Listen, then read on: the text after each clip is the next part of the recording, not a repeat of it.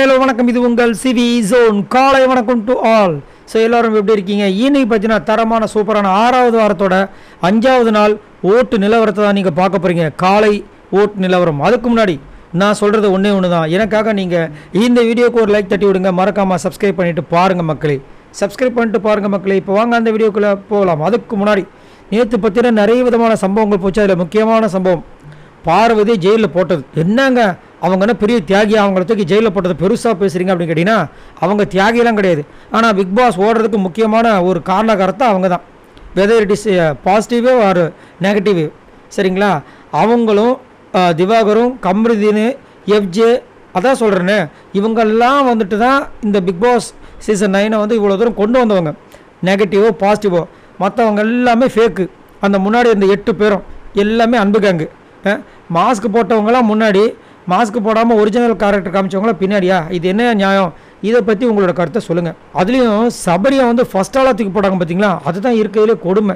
ஏன்னா விஜய் பார்வதியை வாலண்டராக முட்டியில் வச்சு தாக்கிட்டு அதுக்கு ஒரு சாரி கூட கேட்காம, இட்ஸ் எ கேம், நான் ஒரு கண்டஸ்டனாக வேணால் உங்ககிட்ட வந்து நான் பரிதாபப்படுறேன், சாரி கேட்கல, பரிதாபப்படுறேன், ஆனால் கேமில் பட்டதுக்காக நான் ஒன்றுமே பண்ண முடியாது அப்படின்னு அவ்வளோ பேச்சு பேசிட்டு இன்றைக்கி ரேங்கிங் டாஸ்கில் வந்துட்டு எல்லாரும் வந்து அவரை வந்து வச்சு செஞ்சதுக்கப்புறமா இப்போ பயத்தில் வந்துட்டு கேட்குறாரு அந்த பொண்ணுக்கிட்டே, உனக்கு நான் ரிவெஞ்ச் எடுத்த மாதிரி தெரிஞ்சுதா அப்படின்னு.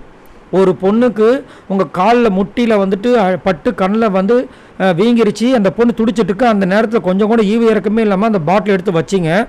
அதுக்கப்புறம் 5 வாட்டி பிடிச்சி தள்ளினீங்க. இப்போ வந்து கேட்குறீங்க ரிவெஞ்சான்னு. ஏன் இதே மாதிரி போய் திவ்யா கிட்ட போய் அந்த பொண்ணை வந்து தள்ளி விட்டுட்டு பாட்டில் எடுத்து வந்திருக்க வந்தேன்னா, ஏன் அந்த பொண்ணுக்கிட்ட பாட்டில் இல்லையா? 2 பாட்டில் இருந்துச்சுல, ஏன் வாங்கலை? இதுக்கு பதில் இருக்கா? இல்லை. ஆனால் உட்காந்து ஃபீல் மட்டும் பண்ணுவாராம். என்னையா நடக்குது? அடுத்தது பார்த்தீங்கன்னா இந்த 2 பேர் கனி அண்டு விக்ரம் நல்லா அவங்களோட வன்மத்தை நல்லா கக்கி எப்படியோ வந்துட்டு விஜய் பார்வதிக்கு ஜெயிலில் போட்டாங்க. அவங்க நினச்சிட்டு இருக்காங்க நம்ம சாதிச்சிட்டோம் அப்படின்னு. ஆனால் மக்கள் அவங்கள நல்லா வச்சு செஞ்சுட்டு இருக்காங்க.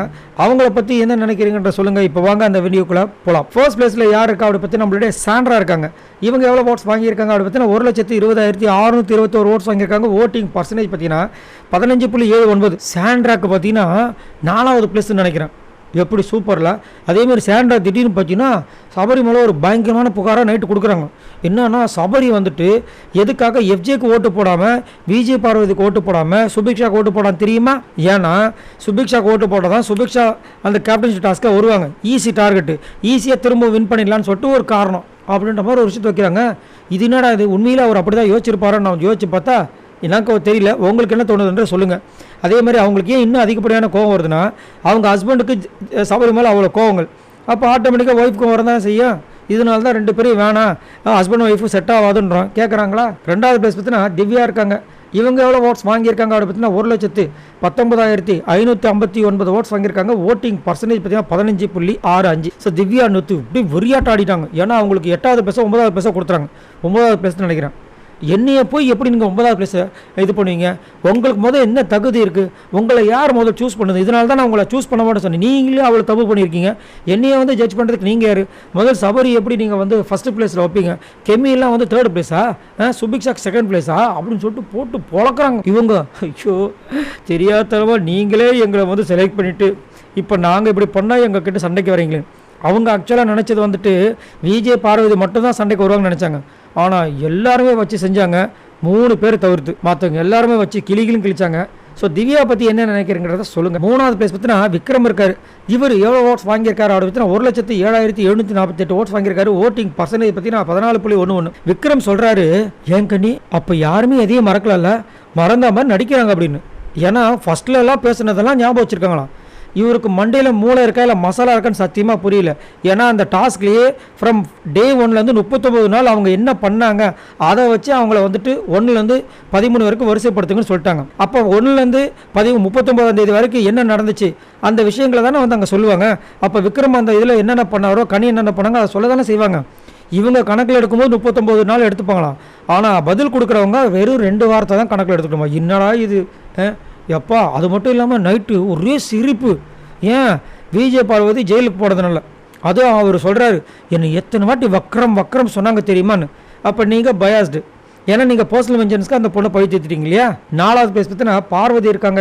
இவங்க எவ்வளோ ஓட்ஸ் வாங்கியிருக்காங்க அப்படி பார்த்தீங்கன்னா 1,04,348 ஓட்ஸ் வாங்கியிருக்காங்க. ஓட்டிங் பர்சன்டேஜ் பார்த்தீங்கன்னா 13.66. அதாவது இதுக்கு முன்னாடி அடின்னு அடித்தாங்க, சண்டை போட்டாங்க, செம்மையாக வந்து ஃபைட் பண்ணுவாங்க. அப்போல்லாம் பார்த்தீங்கன்னா ஒரே ஒரு இடத்துல ஜெயில் கிடச்சிது. இவங்க நல்லவங்களாக மாறணும்னு நினச்சப்போல்லாம் பார்த்தீங்கன்னா ஜெயிலு, இல்லைன்னா போட்டு பொழக்கிறது, இல்லைன்னா விஜய் சேதுபதிக்கு அடி, இல்லைனா பிக் பாஸ் கிட்ட அடி, இப்படியே வாங்கிட்டு இருக்காங்க. இன்றைக்கி பார்த்தீங்கன்னா ராணி டாஸ்க்கை சூப்பராக பண்ணாங்க. ஆனால் கடைசியில் வந்து தலை போஸ்ட்டுக்கு நிற்கும் போது யாருமே வந்துட்டு ஓட்டு போடல. ஆனால் அந்த ஓட்டு அவங்களுக்கு போயிடக்கூடாதுன்னு சொல்லிட்டு எஃப்ஜே, சாண்ட்ரா, இன்னும் ஒரு சில பேர் கெடுக்க தான் செஞ்சாங்க.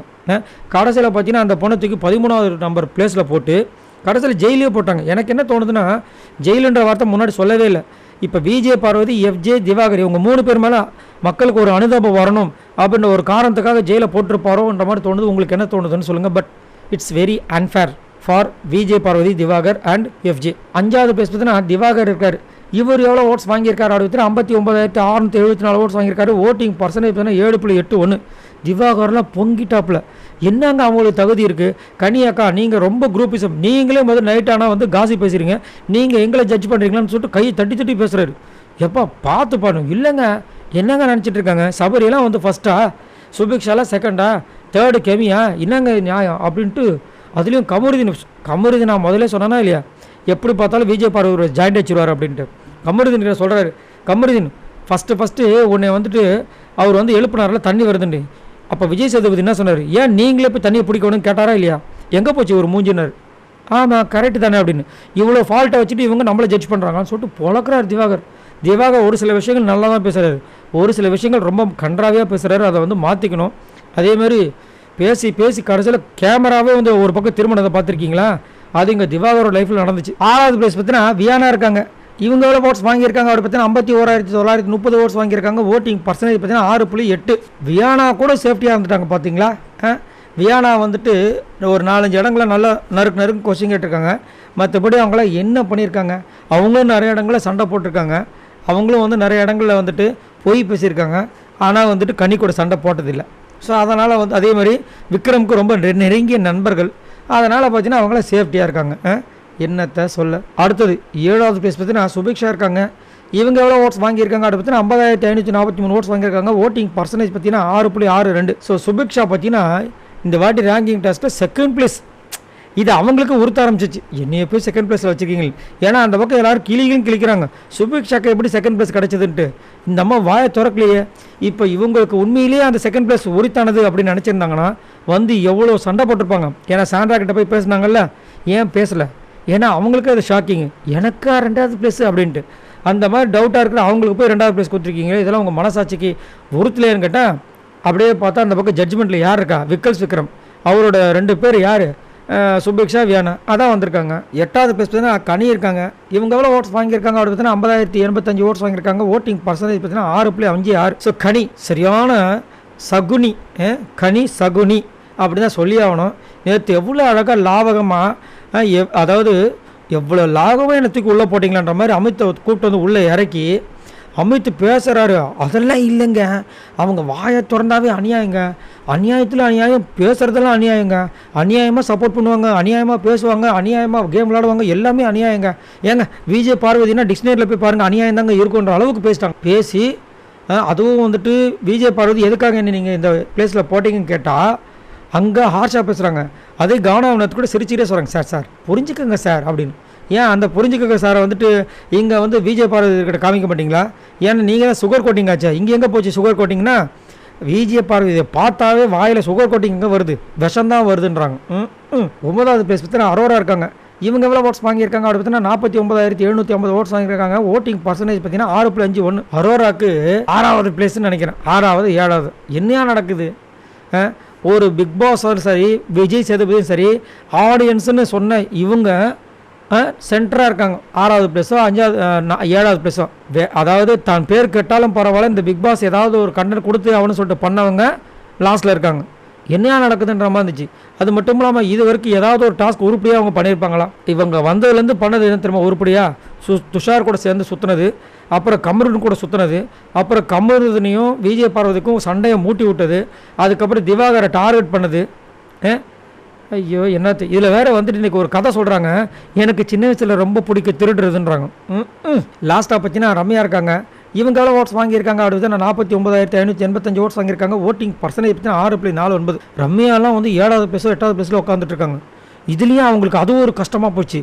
என்ன ஜட்ஜ் பண்ணுறதுக்கு நீங்கள் யாருன்றாங்க. ஏம்மா உன்னை ஜட்ஜ் பண்ணுறதே ஒழுங்காக பண்ணாதனால தான் அந்த பிளேஸில் இருக்கீங்க. உன்னை ஒழுங்காக ஜட்ஜ் பண்ணி தான் நீலாம் லாஸ்ட்டில் இருந்திருக்கணும் அப்படின்னு மக்களோட கருத்தாக இருக்குது. பட் இங்கே வந்துட்டு மக்கள் வந்து தீர்ப்பு கொடுத்துட்டாங்க, லாஸ்ட்டில் தான் இருக்காங்க.